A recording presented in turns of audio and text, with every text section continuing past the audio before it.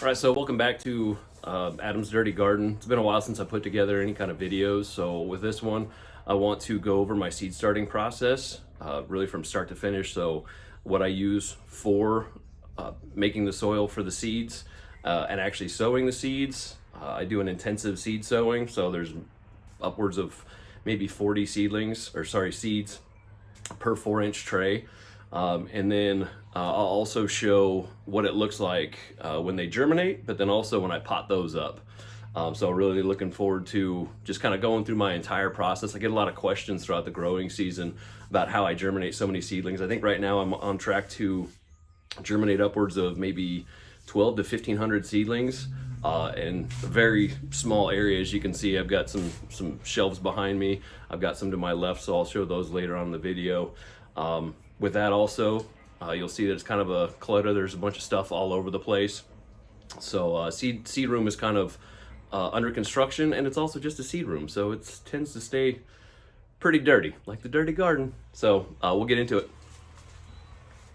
All right, so the first step we're going to do in this process is to get our soil ready for the seedlings. So with that, my go-to is the HP Pro Mix. So if you're looking for it, this is what it's going to look like. I've tried other seed starting mixes over various years. Never had anything that stood out as much as this stuff. So it's what I keep using. It's dependable, and it's pretty easy to get. So the other thing I've recently started using over this past year was adding worm compost, or worm castings, not worm compost, kind of composty, I guess, to the seed starting mix. So what that does is just gives it a little bit of nutrients instead of it just being the HP Pro Mix, which is a sterile soil. It gives the seedlings just a little bit of nutrients as they do germinate and they start growing out. Just gives them a little bit of nutrition in that soil instead of it just being fully sterile. Don't want to put too much though, because we're not looking for super growth. We're really just looking to get the seedlings started above the surface, and then from there we pot them up. Typically, the sooner the better. A lot of times I'll try to aim for getting them potted up when they have at least one set of true leaves. But over the last couple of years, I've actually started to do it much sooner. So really, once it's got a decent stem on it, where I can actually like not pull it out, but once I can feel confident that if I pick it up as it's just hanging with its little roots there, that it's not just gonna fall over and break. That's what I usually aim for. The sooner the better for me though, so it's got more time to grow out in its final pot before I go and either transplant it in my garden or sell it at my little roadside stand. So for the HP Pro Mix, I do 4 of these little 2.5 quart pots, and then I add 2 coffee cups of worm compost or worm castings. The ratio is really not all that important to me. I just try to, again, I get a little bit of nutrition in the soil for them. I just mix it in my leftover potting soil bag. When I do go to pot up, this is really good stuff, Ocean Forest by Fox Farm. I've used it for a few years now. But I also do just pot up in my HP Pro Mix with more worm castings. So one or the other, I've had good results both ways. So I think that's pretty much it for the soil part. I would note though, when you do your mixture, whatever you are doing, again, I do my 4 2.5 quarts pot, and then the 2 coffee cups. You just want to make sure when you're mixing it that you kind of break apart all the chunks, so the worm castings can get pretty clumpy, as well as the HP Pro Mix. There may be some in there, so you just want to break all that stuff up, because as those seedlings are trying to emerge, if they find a spot where there's a big clump, then you're just going to see it just push that whole thing up, and it'll kind of suppress their growth. So as you see them coming up, you just kind of want to poke around. You can use like a toothpick. I've used pens before, whatever, just to break that soil up a little bit to just help them emerge, so they're not just being pushed down by whatever clump you may have missed. So I think that's it for this part. I'll show you my intensive seed sowing technique now. So this is it's a 10 by 20 tray. There's 18 4-inch pots in it. And this is that mixture of HP Pro Mix with the worm castings. And you can see along this back row here, I've already sown some of the seeds. I put my little plant labels in. I'll throw a plug in real quick for this little label maker. the Nimbot. I think this is the D110. My first year using it, and it saves a lot of time. I got it for $15, so a super, super good deal on it. But the important part with this process is, I guess, realizing that you can sow seeds very, very intensely. So right here, I just sowed these yellow pear tomatoes, and as you can see, there's quite a few seeds in there. I think there's got to be probably over 50 seeds in there. What I try to do with this little, it's one of my wife's old paint utensils, but I'll just kind of go through as I see that seeds are a little too close to each other. Sometimes I'll try to push them away, which is not a hugely important step, because as you go to break these things up, you'll be able to kind of pull them apart very gently. They tend to fall apart pretty easily once I take them out of these 4-inch pots. This soil is nice and loose to where the roots don't typically become too bound together, and that's another kind of important thing with your timing. You don't want to let them grow in the pots for a very long time after they've germinated, because those roots will get tangled together and make it a lot more difficult to get them apart without damaging them. But the benefit of doing this amount of seeds in one little pot is that if you look, there's 18 different varieties of tomatoes that will be going in this. On average, each pot is going to have probably 25 seeds. So, do the math, and there's a lot of seedlings that I'll be able to germinate in this little space. Instead of putting, 1 or 2 seeds in here and then thinning it from there, I can germinate this many and then just pot them up into all my other pots when I'm ready. And it also allows me to go through and select which ones I want to keep, which ones are the healthiest, the strongest, the most vigorous. So I can, thin the plants from there, instead of what a lot of people will do is just do those 1 or 2 seeds in there, maybe 3, and then thin to the, the one best. If I did that, then my entire seed room would be nothing but germinating seed trays, and I'd have to have so many heat mats. With this process, I've got 2 heat mats that I use in the house. I put them in the house for a more stable temperature. My seed room's not heated or anything like that. So by doing it in the house, it's just a lot more stable temperature.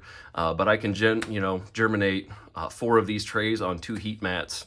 So you're looking at maybe a 2 foot by 4 foot area to germinate upwards of 1,000 seeds. So it just saves a lot of space. Yeah, so I think that's about it for this. And actually, so while we're here, I'll go ahead and show you how to cover these up. It's pretty hard. There you go. And then just gently pat it down. Grab this, put it in there. So once I finish all this tray, as far as setting all these seeds in, just lightly covering it with some soil, I'll take it out to my little garden hose, spray it down, and then get it on the heat mat with a dome on it, and then let them germinate. I'll show you the next part.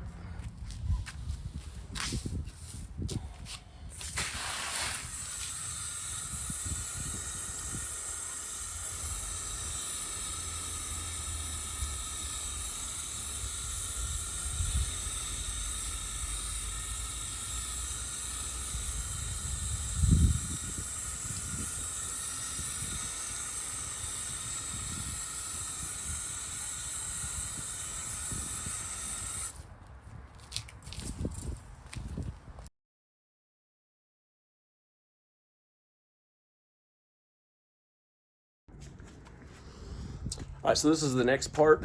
So once the seeds have emerged above the soil, and I'm trying to get at least a 50% germination rate, and usually I get way more than that. But I want to let most of them germinate. So if you look, this little pot right here is a good example. This is a Craig's Grande jalapeno. So they were intensively sown. So you can see they're all coming up now. Some are stronger, some are weaker. So we look at this little guy right here. I'm just going to pull this one out. So see, it didn't really do too much. So this one, when it comes up to time to plant them and pot them up, I'm not going to include this one. She gone. But again, once they emerge above the soil, I do want to get them exposure to the elements as soon as I can while they're young, so that it's not as big as a shock once they've got their their true leaves on them and actually starting to really put on some solid growth. If I forget and I leave them out in the sun for too long, then I could kill them all off because I haven't had that exposure. So again, the sooner I can get them exposed, the better. And with my inside seed starting area where I've got my heat mats, the the humidity domes and the trays there, they are getting afternoon sun exposure. So immediately once they come up above the soil, they're already getting that exposure to the sun. It's just the wind that they aren't.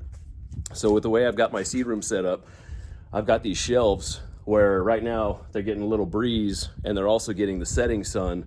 So even if I forget that they're here, they're not going to get that long of sun exposure because the sun is naturally just going to keep setting, and it's less intense in this part of the area and also at this time of day. So the sun exposure they're getting is not all that intense. So it just works out really well. It really helps me harden off everything without having to move out many trays and then remember to put them back in 15 minutes later, and the next day half hour later, an hour later the next day, and so on and so on and so on. There's been times where I forgot and I lost some seeds, so seedlings. So again, kind of using these as an example, what I would do is in my little seed area, I've got another 10 by 20 tray that I use, and I'll just gently turn this over in my hand, being very careful not to smash these plants.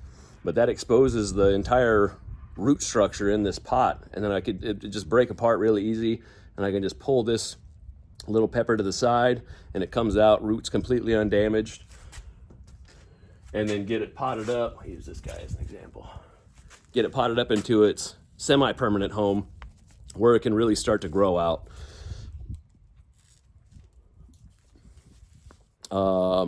Yeah, and this will be where it's going to grow until I either put it in the garden or I end up selling it at my little roadside stand. What I've started doing too is I've got my LED lights that are not on during the day because, again, I'm trying to use the sun as much as I can, but they'll turn on from 6 at night until 6 in the morning. And what that also helps is with the heat. Again, because it's not climate controlled or anything, I've got no heating in here. So if I had the lights on at night and they're right above the plants, then it's helping keep them a little more warm. Then if I had my lights on all day when it's already warm in the seed room, and then it gets pretty cold at night, it'll probably get down to maybe 35, 40 degrees because the seed room isn't sealed. So by putting my lights on a night cycle, then I'm helping keep a little more stable climate in there. Yeah, so I think that's pretty much it.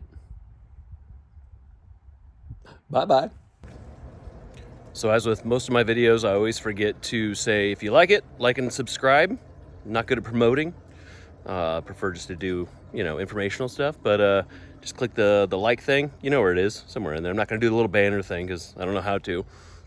And then the other part is, right after this, I've included like a sped up, not a montage because it doesn't break, to different things like the Rocky IV movie where he's going through with the log, training through the snow and everything. And then you see Ivan Drago training on his high-tech equipment and stuff. We all know Rocky wins, but either way. Anyways, sidetrack. I included like a sped up video of me finishing my final tray where I finished the remaining tomatoes. I think I did 14 tomato varieties or pots. There's some multiple varieties in here. So you see me with part of the video, I'll put in 3 without labeling them. That's one variety, but 3 pots of it. So that's all that is. But just again, sped up video of me actually doing it.